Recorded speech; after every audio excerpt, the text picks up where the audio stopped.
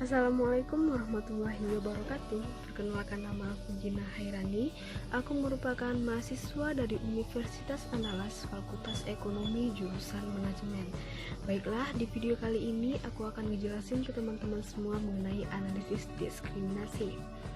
Nah, analisis diskriminasi ini adalah salah satu teknik menganalisis data di mana variabel dependennya merupakan data kategorik atau data kualitatif yang berupa ordinal atau rasio, sedangkan variabel independennya merupakan data kuantitatif yang berupa interval atau rasio.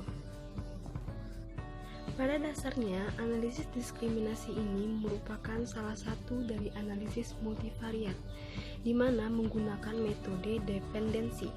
Metode dependensi ini adalah metode di mana variabel-variabelnya tidak saling terkait satu dengan yang lainnya.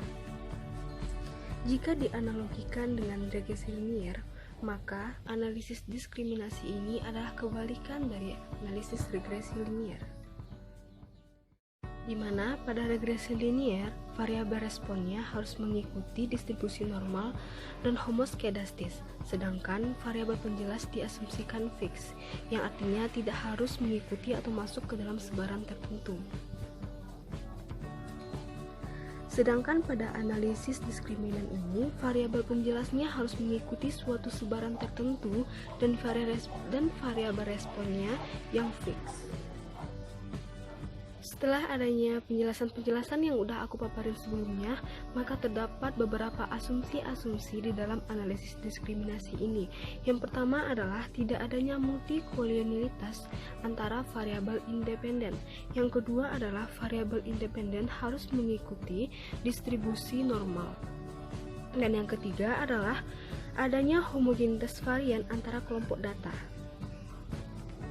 Tujuan kita mempelajari analisis diskriminasi ini adalah untuk mengetahui atau mengklasifikasikan suatu individu atau suatu observasi ke dalam kelompok yang saling bebas atau mutually eksklusif atau disjoint dan menyeluruh berdasarkan sejumlah variabel penjelas.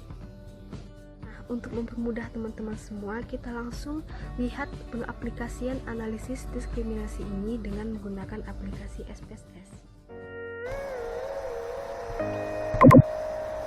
Baiklah, kita akan masuk kepada tahap pengaplikasian analisis diskriminasi ini menggunakan aplikasi SPSS.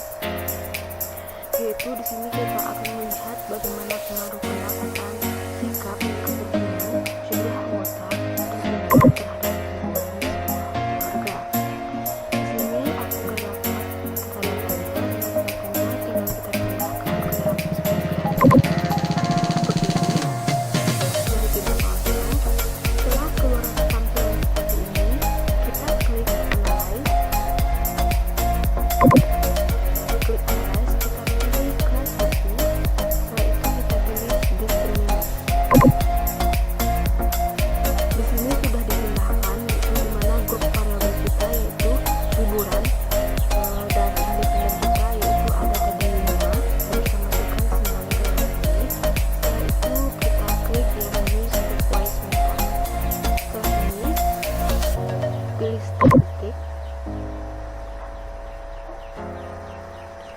Pada tombol statistik ini kita centang semuanya seperti ini. Ini sudah dicentang semua dan klik continue. Dan pada metode kita pilih width lambda. Di unsur ini setelah itu kita lihat kriterianya, yaitu kita akan menggunakan value-nya yaitu 3,84 dan removalnya 2,71. Setelah itu kita klik summary of it. Setelah itu kita klik continue dan kita pilih klasifikasi. Pada klasifikasi pada period kita pilih output equal. Pada display kita pilih case result, summary table, leave one out classification, dan pada use comparison nanti kita pilih within quotes. Setelah itu langsung continue. Setelah semuanya seperti ini, langsung kita klik OK. Maka akan keluar interpretasi outputnya seperti ini.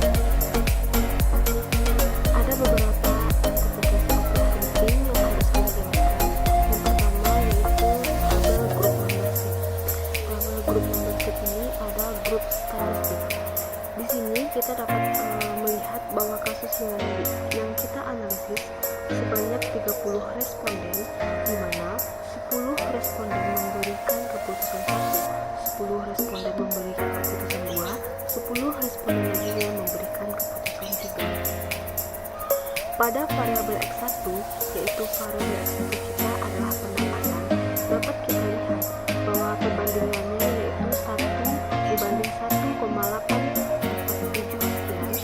Pada 2 ini 2 dibanding 4,681 sekian, 3 dibanding 12, yaitu pendapatan ini pada X1 memberikan keputusan keputusan 3 lebih besar daripada kelompok 2 dan kelompok 1. Setelah itu kita akan membahas output selanjutnya, yaitu test of equality of group means. Pada tes ini hasil analisisnya adalah untuk menguji kesamaan rata-rata variabel. Uji ini menggunakan Wilks lambda dan nilai signifikansi. Jika angka Wilks lambda mendekati angka 0, maka cenderung ada perbedaan dalam kelompok. Di sini dapat kita lihat mendekati angka 0 sama.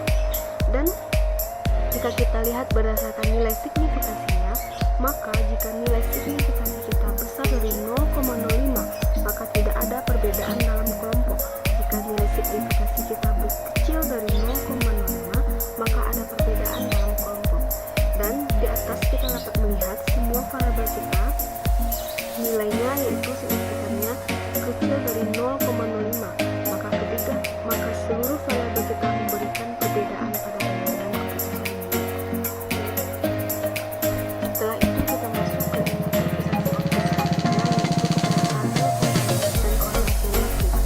pada tabel ini kita akan melihat tabel Philip Within grup matrix. Di sini kita dapat melihat bahwa di sini berhubungan dengan covariance matrix bukan langsung, dan kita akan langsung menjelaskan kedua tabel di atas, yaitu tabel covariance dan correlation. Apabila ada korelasi antara variabel independen dengan nilai besar dari 0,5, maka dicurigai ada gejala multikolonialitas. Tapi pada interpretasi output kita tidak ada nilai korelasinya yang besar dari 0,5, maka tidak ada kemungkinan multikolonialitas. Nah, selanjutnya kita akan melihat pada analisis dari box test covariance, yaitu kita lihat dari tabel test resultnya. Pada tabel test result ini, yaitu berguna untuk menguji kesamaan varians, digunakan angka box M dengan ketentuannya jika signifikannya besar dari 0,05 maka H0 diterima. Jika signifikasinya kecil dari 0,05 maka H0 ditolak. Di sini dapat kita lihat bahwa signifikan kita itu 0,062, berarti kan besar dari 0,05, berarti H0 kita diterima. Dan kita dapat juga melihat nilai p-value-nya. Dari hasil tes result ini dapat disimpulkan bahwa varians kita adalah identik atau common. Selanjutnya kita akan masuk ke dalam interpretasi output, yaitu tabel variables and tests atau remove analysis discriminant. Itu tabel ini di bawah ini, yaitu pada tabel ini menunjukkan variabel yang dimasukkan dalam setiap tahap. Di sini dapat kita lihat ada 3 tahap, maka ada 3 variabel yang masuk modal. Variabel yang masuk modal adalah variabel yang mempunyai pengaruh bermakna pada Y dan tidak menyebabkan nilai F tidak signifikan, yaitu variabelnya adalah tingkat kepentingan, pendapatan, dan sikap.